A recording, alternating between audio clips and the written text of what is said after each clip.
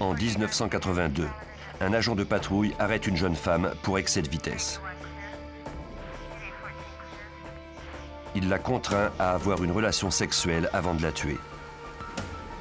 Il se sert ensuite de son expérience de 10 ans au sein des forces policières pour cacher son crime et convaincre les détectives de son innocence. Arrivera-t-il à les berner ?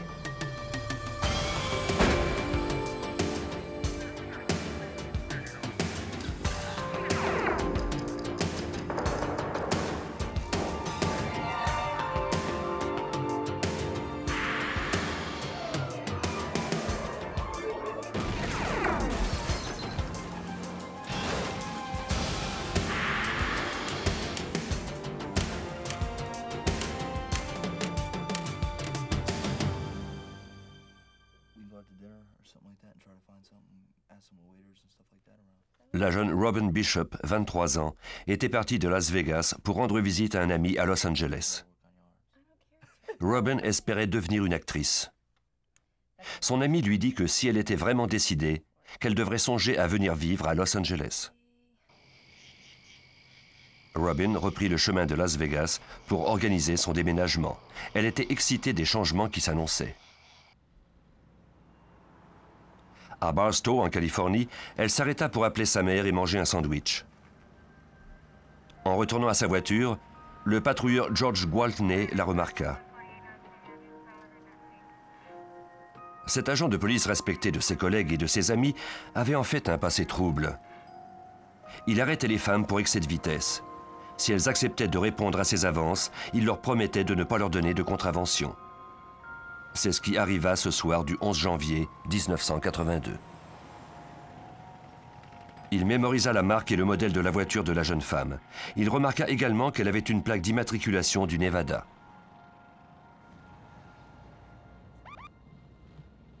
Puis, Gwaltney aperçut un garçon du quartier qu'il connaissait. Ce dernier pourrait lui servir d'alibi. Il fit monter Preston Olson à bord de sa voiture et lui offrit de le raccompagner chez lui. Il déposa Preston et salua ses parents. Maintenant, la jeune femme qu'il avait aperçue était sûrement sortie de la ville. Il prit la direction du Nevada par l'autoroute 15. Cette autoroute était moins achalandée qu'à l'habitude. Il rattrapa la jeune femme à l'est de Barstow. Il alluma son gyrophare et sa sirène pour qu'elle se range sur le côté de la route.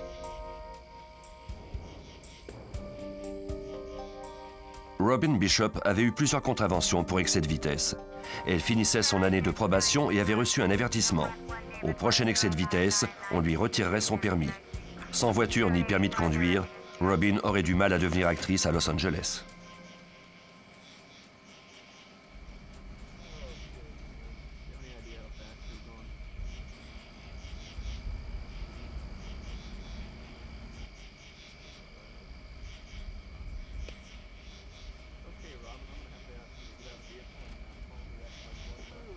Elle laissa ses clés dans le contact et son sac à main dans la voiture.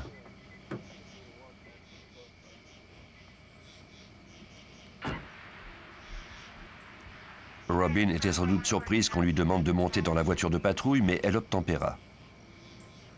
Malheureusement, Gwaltney avait d'autres projets que celui de lui donner une contravention.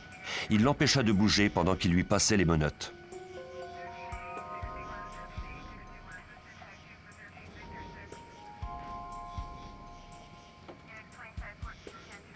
Il la fit ensuite asseoir sur la banquette arrière. La jeune femme était sans doute effrayée et confuse. Pourquoi l'agent l'avait-il menottée et où la conduisait-il? Gwaltney retourna à la voiture de la jeune femme pour prendre son sac à main. Au même moment, un automobiliste le croisa.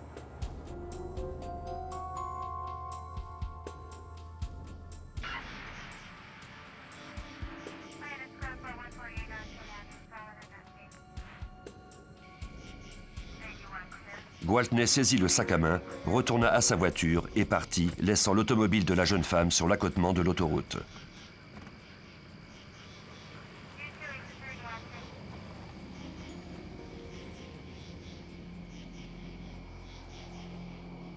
Il en sortit par une bretelle qui donnait accès à une voie rarement utilisée.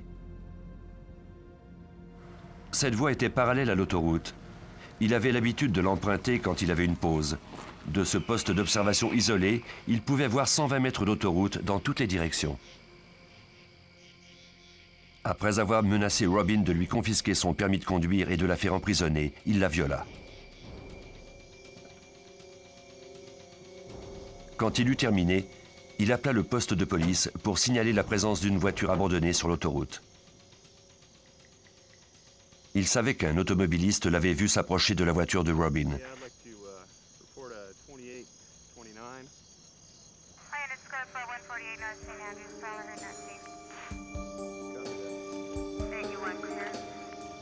Ensuite, il conduisit sur la voie d'accès pour se rapprocher de la voiture de Robin. Il lui retira ses menottes et la fit descendre de la voiture de patrouille. Pour Gwaltney, le plan marchait comme sur des roulettes.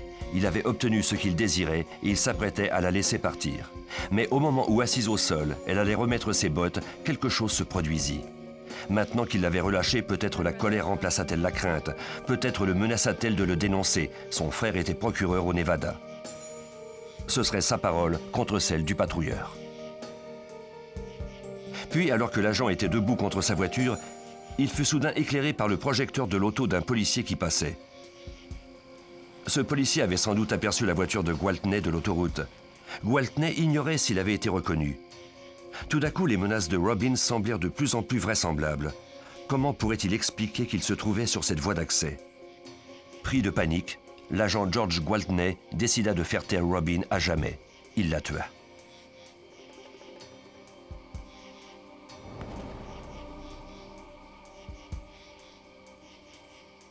Il était maintenant trop tard pour revenir en arrière. Gwaltney mit rapidement un plan au point. Il communiqua avec le poste de police et rapporta avoir trouvé un corps, possiblement la victime d'un suicide. Il savait qu'il ne disposait que de quelques minutes avant l'arrivée des agents. Il fouilla sous la tête de la jeune fille pour retrouver le projectile qui l'avait tuée. Si cet indice tombait entre les mains des autorités, il serait à coup sûr fini. Malheureusement, la balle n'était pas ressortie. Le détective Milt Rose de la police de San Bernardino fut envoyé sur les lieux pour enquêter au sujet du corps découvert par l'agent Gwaltney. En route vers la scène du crime, le répartiteur du poste de police lui demanda d'examiner la voiture abandonnée en même temps. Comme le corps était à une courte distance de la voie d'accès, il y avait tout lieu de croire que le véhicule et le corps étaient reliés. Il n'y avait aucun signe évident d'un quelconque problème mécanique. Les pneus étaient tous en bonne condition. Le véhicule était en parfait état de fonctionnement. La clé était dans le contact. Je ne comprenais pas pourquoi le véhicule se trouvait à cet endroit. L'agent Gwaltney avait eu le temps de retrouver son calme. Il décrivit comment il avait retrouvé la victime. Il avait pris son pouls et fouillé dans son sac à main pour trouver ses pièces d'identité. Le nom inscrit sur le permis de conduire était Robin Bishop. Elle était la propriétaire du véhicule abandonné découvert un peu plus tôt. L'agent Gwaltney déclara qu'il croyait à l'hypothèse d'un suicide, mais le détective Rose élimina immédiatement cette possibilité. La victime avait reçu un projectile à la nuque à bout portant. Puis elle avait été déplacée. À environ 7 cm de sa tête, il y avait une traînée de sang sur le sol. À n'en pas douter, il s'agissait d'un homicide. Le sol était humide à cause de récentes averses. On pouvait aisément discerner les empreintes de pneus et des chaussures de Gwaltney. Le premier agent arrivé sur la scène critiqua Gwaltney pour le grand nombre d'empreintes qu'il avait laissées. La scène du crime avait été contaminée. Contrairement à son habitude, l'agent Gwaltney avait fait preuve de négligence. En effectuant un examen plus poussé, j'ai remarqué des marques sur les poignets de la victime. Les policiers ont l'habitude de ce genre de blessures. 2 marques mains sur le dessus des poignets et une autre en dessous. Ce sont les marques que laissent des menottes.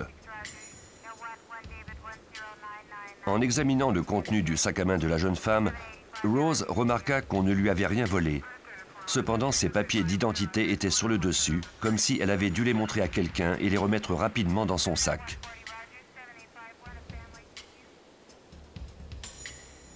Un policier, ou du moins quelqu'un qui se faisait passer pour un représentant de la loi, était impliqué dans cet homicide. Il n'y avait sur la scène du crime que des amis ou des collègues de Gwaltney. À ce stade-ci, personne ne croyait qu'il était impliqué dans ce crime. On pratiqua une autopsie. Les résultats confirmèrent que la victime avait été déplacée légèrement après le coup de feu et que les blessures à ses poignets avaient été causées par des menottes. La balle meurtrière était restée coincée dans la mâchoire de Robin. Elle était du même calibre que celui des balles utilisées par la police, mais d'une marque différente. L'autopsie permit également de déterminer que la victime avait eu une relation sexuelle dans les 24 heures avant sa mort, mais rien n'indiquait qu'elle avait été violée. La première chose que nous devions faire, c'était d'éliminer de notre liste toutes les personnes qui s'étaient trouvées près de la scène du crime. Pour déjouer les policiers, Gwaltney devait toujours avoir une longueur d'avance sur eux. Lorsqu'il termina son quart de travail, il s'empressa de retirer le canon de son revolver. C'eût été la preuve formelle de son implication dans le meurtre. Gwaltney savait par expérience que le canon avait laissé des marques identifiables sur le projectile qui avait tué Robin Bishop. Le lendemain matin, il se rendit chez un armurier pour s'acheter un nouveau canon. Ainsi, les experts en balistique ne pourraient prouver sa culpabilité en analysant son arme. Mais la pièce n'était pas en stock et devait être commandée. Gwaltney fit ensuite nettoyer son uniforme et il apporta son holster pour le faire reteindre. Il ne lui restait plus qu'à essayer de gagner du temps en espérant que l'armurier reçoive le canon au plus vite. À Barstow, Rose organisa une réunion entre les divers services de police pour discuter de l'enquête. Il demanda à tous les agents en service au moment du meurtre de remettre leurs armes au service balistique afin qu'on puisse procéder aux analyses et les éliminer de la liste des suspects potentiels. Gwaltney était présent à la réunion lorsqu'il apprit que la balle avait été retrouvée. En fin de journée, il était le seul agent à n'avoir pas encore remis son arme à feu. Les détectives se rendirent chez lui pour la lui demander.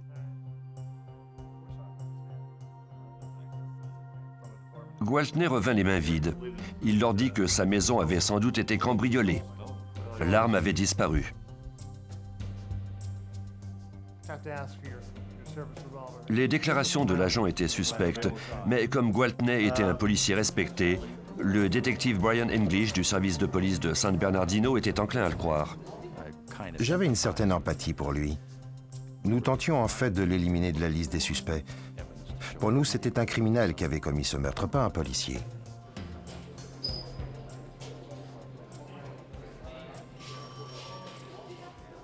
Gwaltney accepta de se rendre au quartier général pour y subir un interrogatoire. Les détectives fouillèrent également son casier, mais son arme à feu n'y était pas.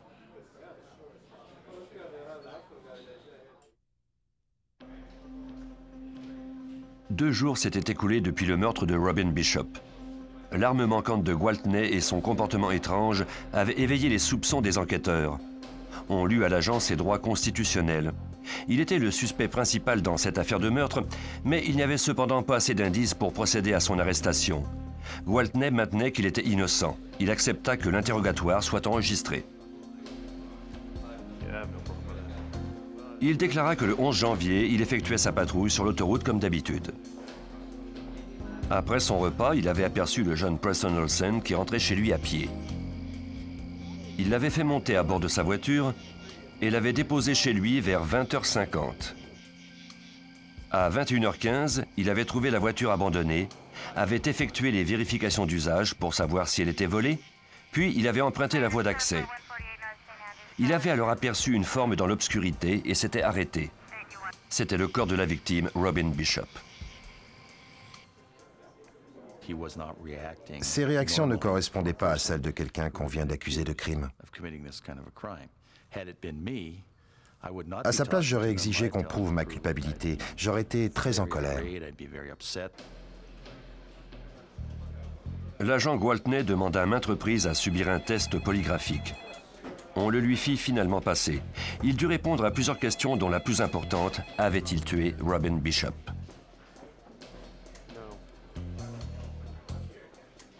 L'analyste ne parvint pas à démontrer que l'agent avait menti.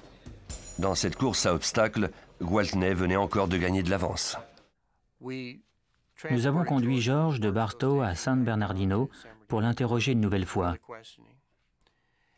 C'est à ce moment-là qu'il a consenti à ce que nous fouillions sa résidence.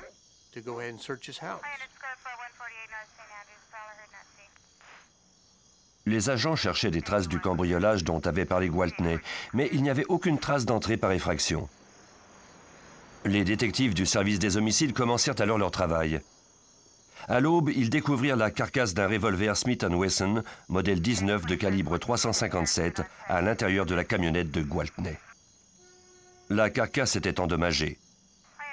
Il y avait des marques d'outils. L'arme semblait avoir été démontée par quelqu'un qui s'y connaissait peu en la matière. Le canon qui devait servir au test de balistique avait disparu. On ne pouvait donc pas effectuer d'analyse. L'arme était enregistrée au nom de George Michael Gwaltney. Il n'y avait qu'une explication au fait que cette arme avait été démontée.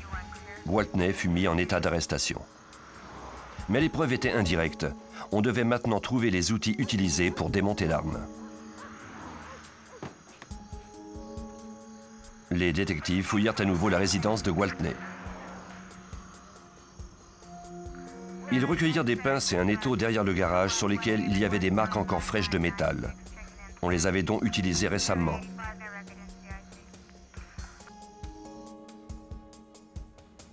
Dans le placard de la chambre à coucher, les détectives trouvèrent 5 boîtes de munitions portant le logo de la police. Parmi ces munitions se trouvaient 27 balles de calibre 357 de marque Remington, soit la marque du projectile qui avait tué Robin Bishop.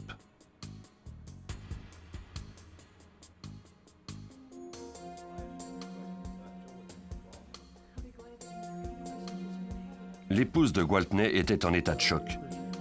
Elle ne croyait rien à tout ça.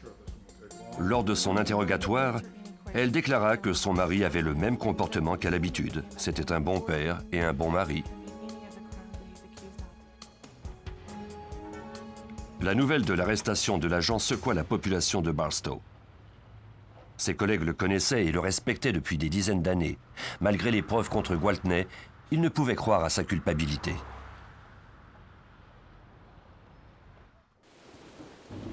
Même les enquêteurs avaient du mal à se résoudre à cette possibilité. Mon intuition me disait qu'il ne l'avait pas fait, que c'était impossible puisqu'il était patrouilleur.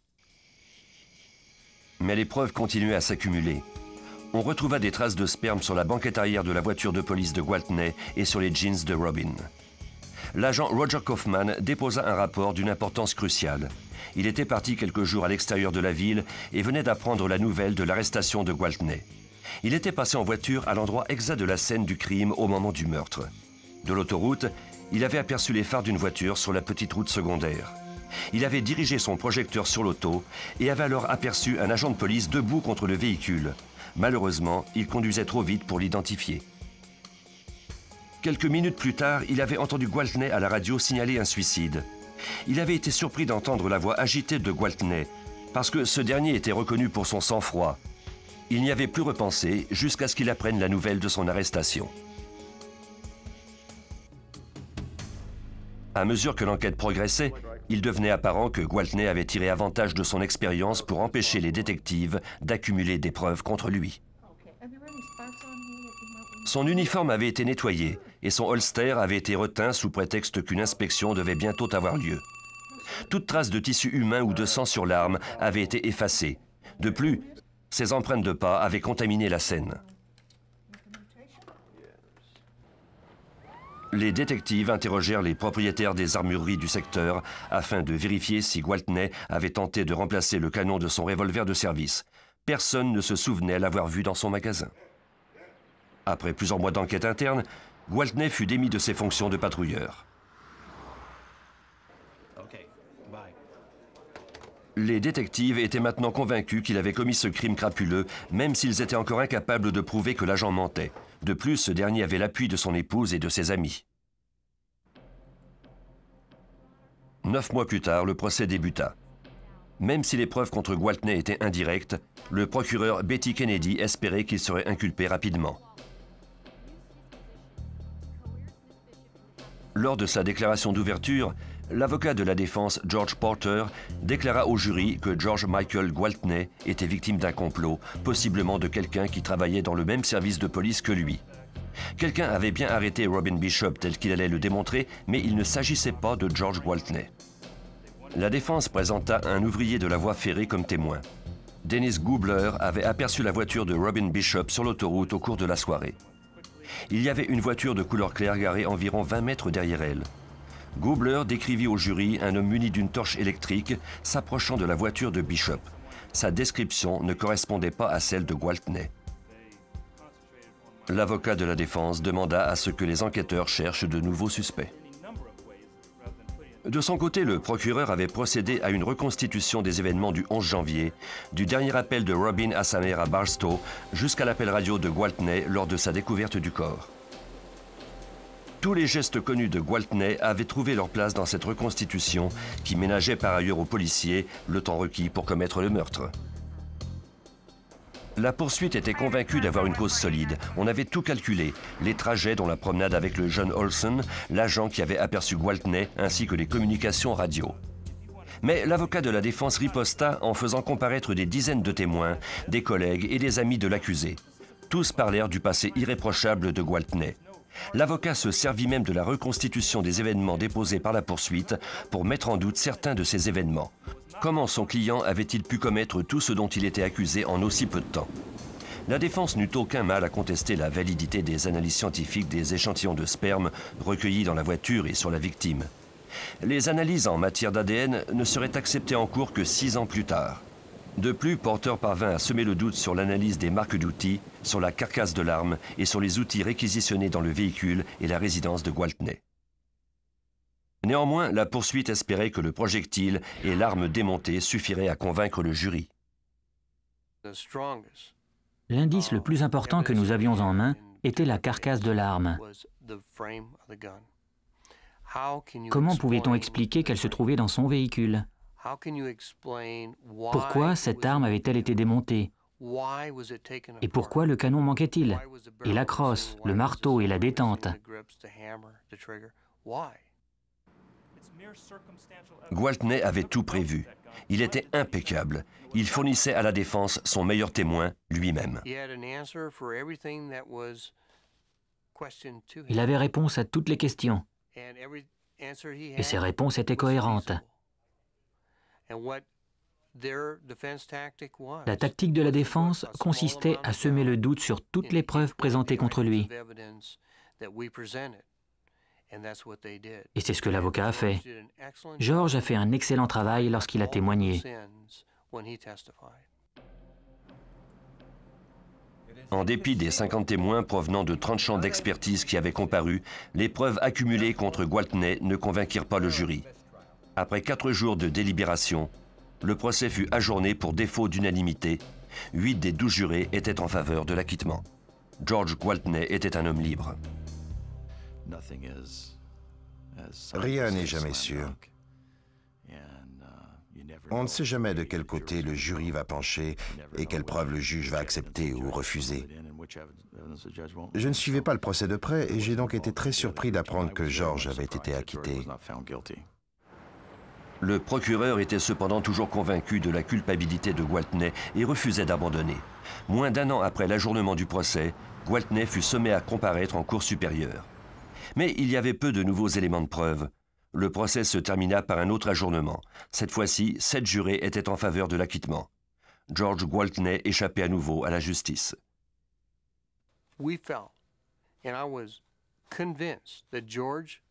Nous étions convaincus que George avait tué cette femme et que nous devions le faire condamner pour ce qu'il avait fait. Le juge rejeta la requête du procureur de tenir un autre procès, déclarant qu'il s'agissait de harcèlement.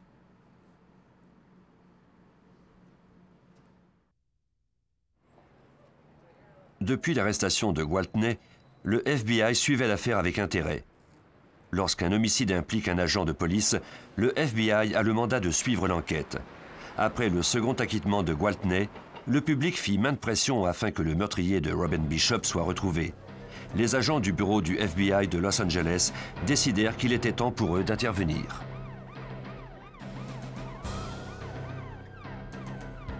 George Gwaltney ne pourrait plus jamais comparaître devant la cour de Californie pour le meurtre de Robin Bishop, mais en cour fédérale, on pouvait peut-être le faire accuser d'avoir violé les droits civiques de la jeune femme.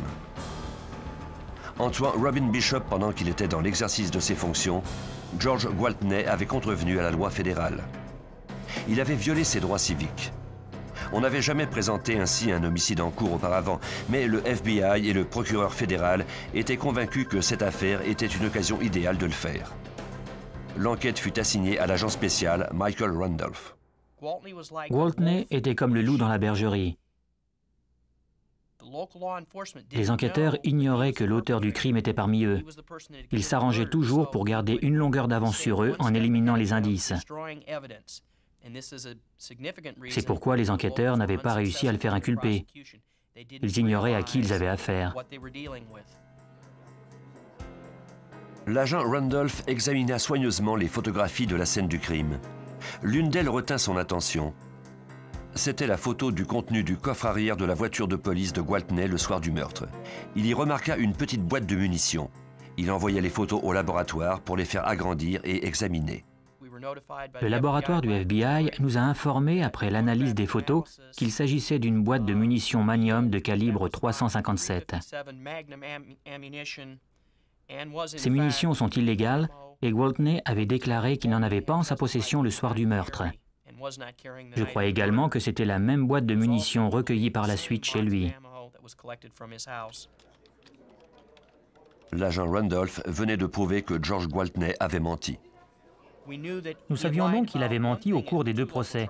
Nous voulions maintenant vérifier s'il avait menti à propos d'autre chose. En travaillant étroitement avec le bureau du shérif de San Bernardino et la patrouille de l'État de Californie, l'agent Randolph examina à nouveau toutes les preuves présentées au cours des 2 procès. Plutôt que de traiter cette affaire comme une enquête criminelle normale, nous avons pris une approche plus large. Un peu comme si on effectuait les vérifications du vol 800 de la TWA, c'est-à-dire examiner chacun des rivets, chacune des vis. La montagne de rapports, de transcriptions, de photos et les indices physiques furent examinés un à un par les experts du laboratoire du FBI et les agents des bureaux locaux.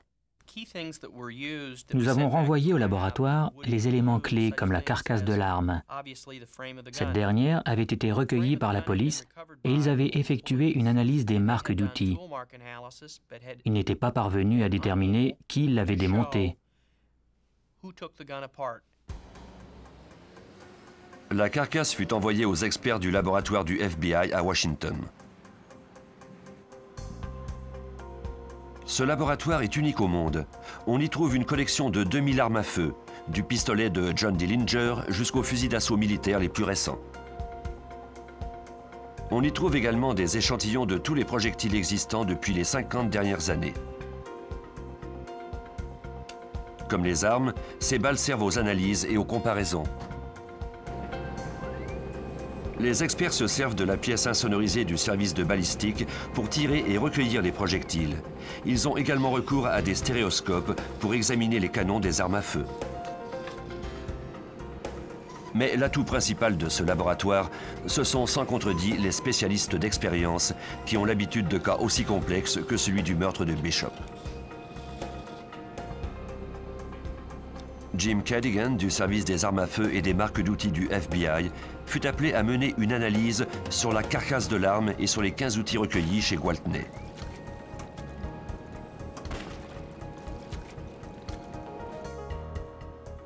Les outils d'acier laissent presque toujours des marques distinctes microscopiques lorsqu'on les utilise. Ces marques sont aussi uniques qu'une empreinte digitale. Le laboratoire qui analyse les marques d'outils du FBI est l'un des plus importants et des plus sophistiqués au monde.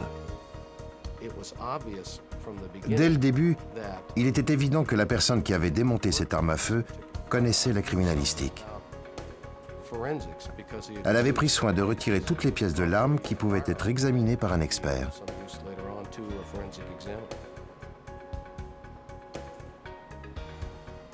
L'agent Cadigan commença son analyse. Son but, relier les marques d'outils sur l'arme à feu aux 15 outils recueillis chez Gwaltney.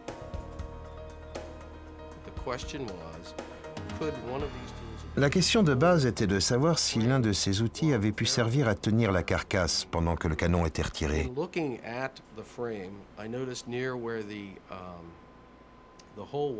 En l'examinant, j'ai noté près de l'endroit où une tige retient le barillet une petite marque d'environ 1,5 mm, comme si c'était la marque de la pointe d'un petit tournevis qu'il y avait là, sous ce trou. La marque avait la même légère imperfection qu'un des outils de Gwaltney. En examinant les outils de Gwaltney, j'ai remarqué sur une clé anglaise qu'une dent était brisée par le milieu et qu'il y restait du métal.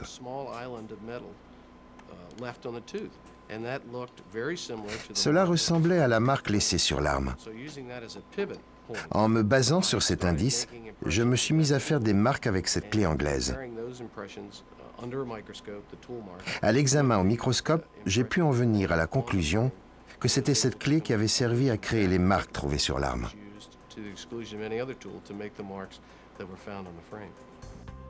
En plus des analyses de marques d'outils, le laboratoire du FBI effectua d'autres examens sur les balles recueillies chez Gwaltney. L'absence du canon de l'arme de Gwaltney rendait les analyses balistiques impossibles, et c'est ce qui avait fait le plus mal au procureur lors des deux procès.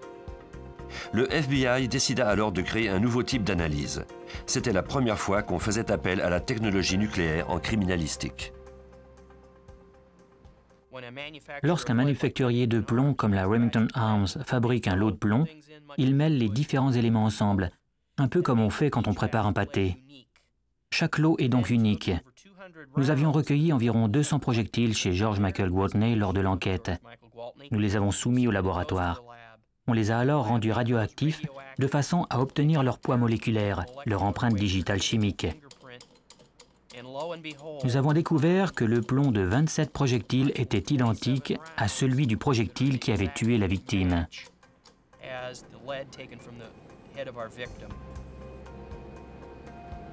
Les échantillons dans le réacteur absorbent les neutrons et deviennent radioactifs. Cette radioactivité est ensuite mesurée et fournit une lecture précise des éléments chimiques du plomb. C'est en quelque sorte son empreinte digitale atomique. Les analyses radioactives étaient incontestables. Les 27 projectiles recueillis dans le placard de Gwaltney, projectiles qu'il avait juré de ne pas avoir en sa possession, provenaient du même lot que celui qui avait tué Robin Bishop.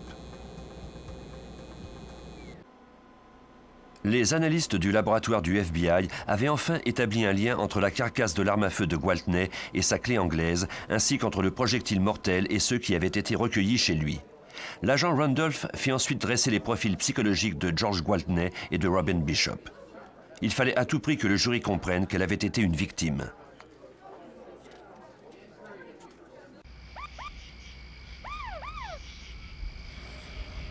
Robin Bishop avait été violée par un individu qu'elle devait respecter et à qui elle pouvait faire confiance, un agent de la loi. Cela nous permettait d'illustrer pourquoi il n'y avait eu aucune trace de lutte ou de violence sur la scène du crime autre que le meurtre lui-même. Elle s'est pliée aux exigences. Elle respectait l'autorité d'un agent de police. Elle était le genre de personne qui accepte de se ranger, de montrer ses papiers, de sortir de son auto et de se laisser menotter, même si tout ce qu'elle avait fait, c'était d'avoir eu une contravention pour excès de vitesse. C'était facile d'en faire une victime. Les experts du FBI examinèrent ensuite le passé de Gwaltney pour comprendre son comportement envers les femmes. Ils interrogèrent une de ses anciennes maîtresses. Elle le rencontrait chaque fois au même lieu isolé pour avoir une relation sexuelle. Ce lieu était situé sur la voie d'accès même où Gwaltney avait conduit Robin Bishop. On contacta toutes les femmes à qui Gwaltney avait donné des contraventions depuis les 2 dernières années. Un profil commença à émerger. Plus d'une dizaine de femmes déclarèrent que Gwaltney leur avait fait des avances sexuelles ou les avait touchées de façon suggestive. Cela indiquait que l'agression sexuelle n'était pas un cas isolé chez Gwaltney. C'était sa façon habituelle de se comporter. Nous en avons conclu que lorsqu'il portait son uniforme, il devenait une sorte de prédateur.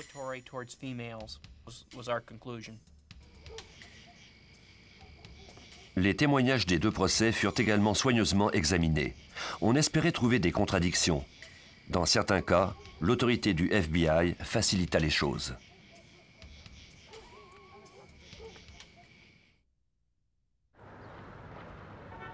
L'entêtement des agents du FBI fut bénéfique dans l'affaire Gwaltney. Les détectives de la police de San Bernardino avaient interrogé les propriétaires des armureries de Barstow pour démontrer que le policier avait tenté d'acheter un canon de remplacement pour son revolver le lendemain du crime. Ils avaient tous déclaré ne pas l'avoir vu.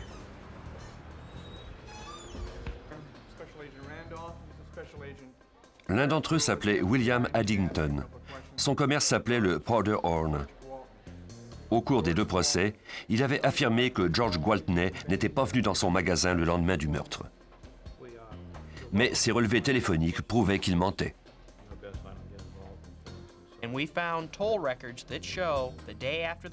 Nous avons trouvé des documents qui indiquaient que le lendemain de l'homicide, après la réunion à laquelle Gwaltney avait participé, M. Addington avait téléphoné à sa succursale de Sacramento pour commander un canon pour une arme du même modèle que celle de Gwaltney.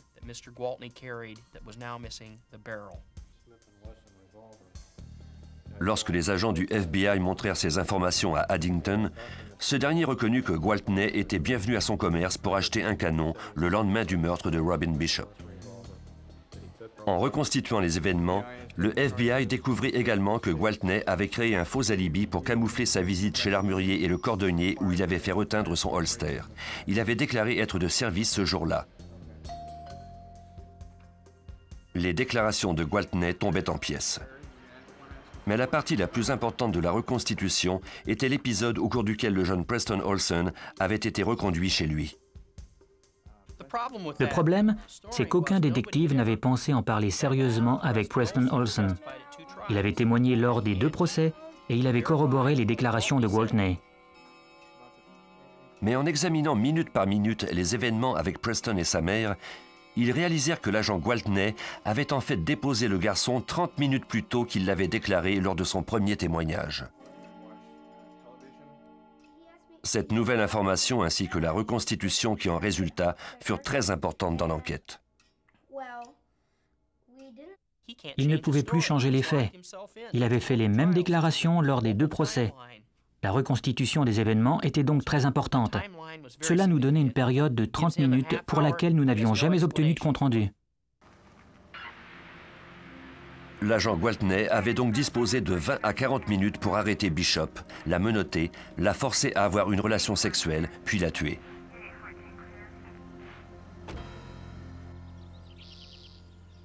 On fit appel à Edward Blake pour qu'il réexamine le sperme présenté comme élément de preuve lors des deux procès.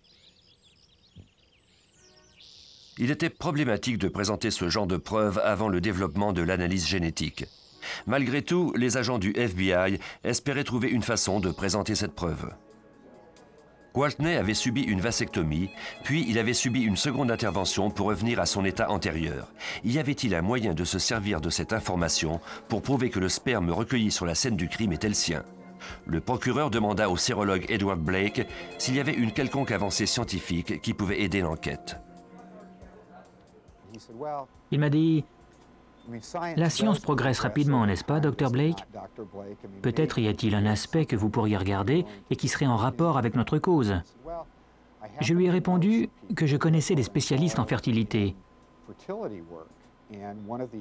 L'un des éléments importants était que Gwaltney avait subi une vasectomie, puis qu'il l'avait fait annuler par la suite. Blake apprit par la suite de ses collègues de l'Université de Californie que cette seconde intervention provoque parfois la production d'anticorps anti-sperme. Le corps réagit au sperme qui entre dans le système sanguin comme s'il s'agissait de germes. Comme ce phénomène est assez rare, il pourrait peut-être servir à l'identification du fluide séminal. On envoya donc des échantillons du sperme de Gwaltney au laboratoire de l'Université de Californie. Non seulement nous avons découvert que les fluides contenaient des anticorps, mais de plus qu'il y en avait une forte concentration. Cela nous donnait l'information qui nous permettait d'approfondir encore plus nos analyses. Blake apprit alors l'existence d'une nouvelle analyse en matière de fertilité. Cette analyse permettait de mesurer la présence d'anticorps dans les échantillons recueillis sur la scène du crime.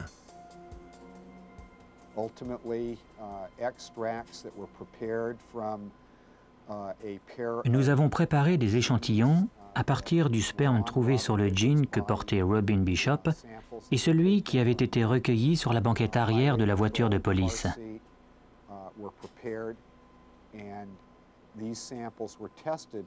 Ces échantillons ont été analysés et on a retrouvé les mêmes anticorps dans les deux cas.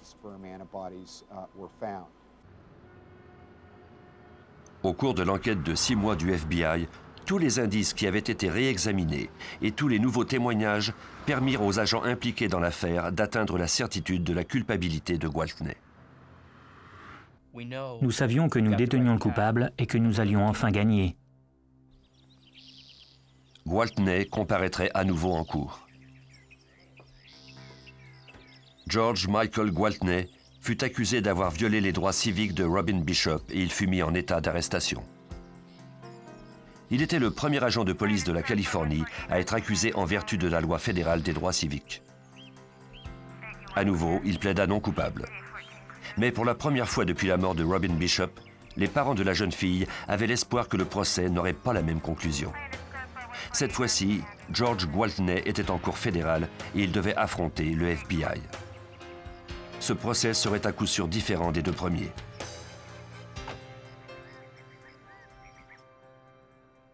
Le procès commença le 17 janvier 1984 à la cour du district de Los Angeles. George Gwaltney était représenté par l'avocat Carol Douglas, qui avait décidé de ne pas faire témoigner son client, car le policier était dans une mauvaise situation.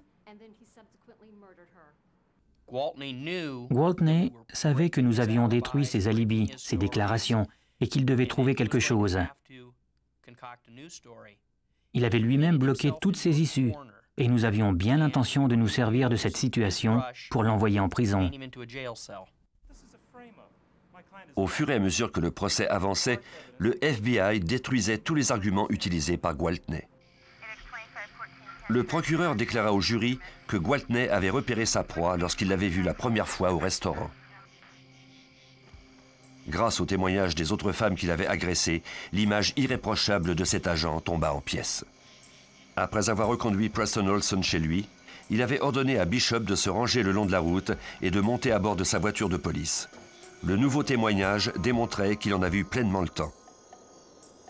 Puis, comme il l'avait fait à maintes reprises, il la conduisit dans un endroit isolé et la força à avoir une relation sexuelle avec lui. Le sperme trouvé sur la banquette arrière et dans les jeans de la victime corroborait ce fait.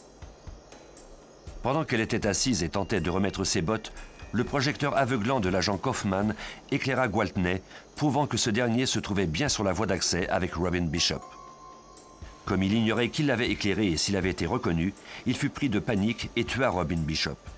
Puis, encore secoué, il appela le poste de police pour signaler un suicide.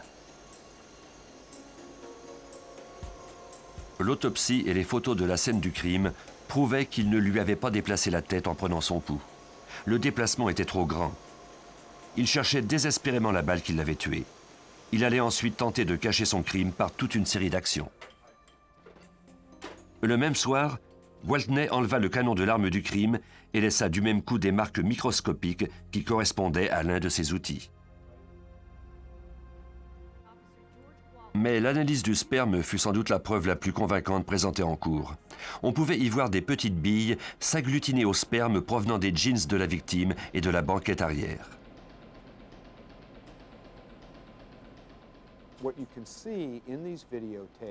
Ce qu'on pouvait voir sur cet enregistrement, c'était l'analyse finale des échantillons qui contenaient les anticorps.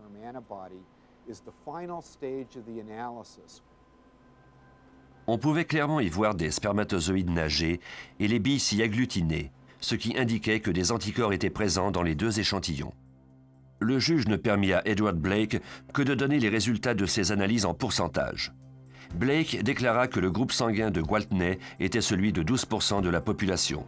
De ces 12%, on ne retrouve des anticorps que chez 5% des sujets.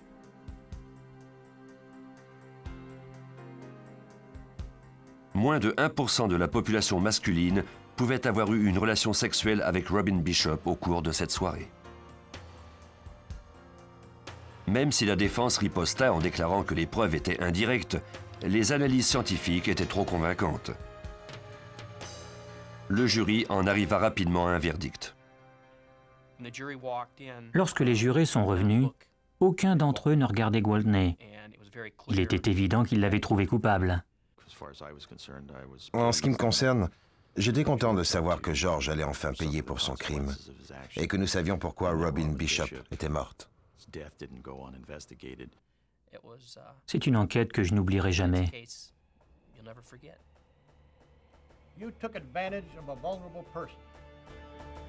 Gwaltney eut droit à la sentence la plus sévère possible. 90 ans d'emprisonnement dans une prison fédérale et un minimum de 30 ans avant d'être éligible à la liberté conditionnelle. 12 ans plus tard, Gwaltney mourut en prison des suites d'une crise cardiaque. Jusqu'à la fin, il a déclaré qu'il était innocent et qu'il avait été victime d'un complot.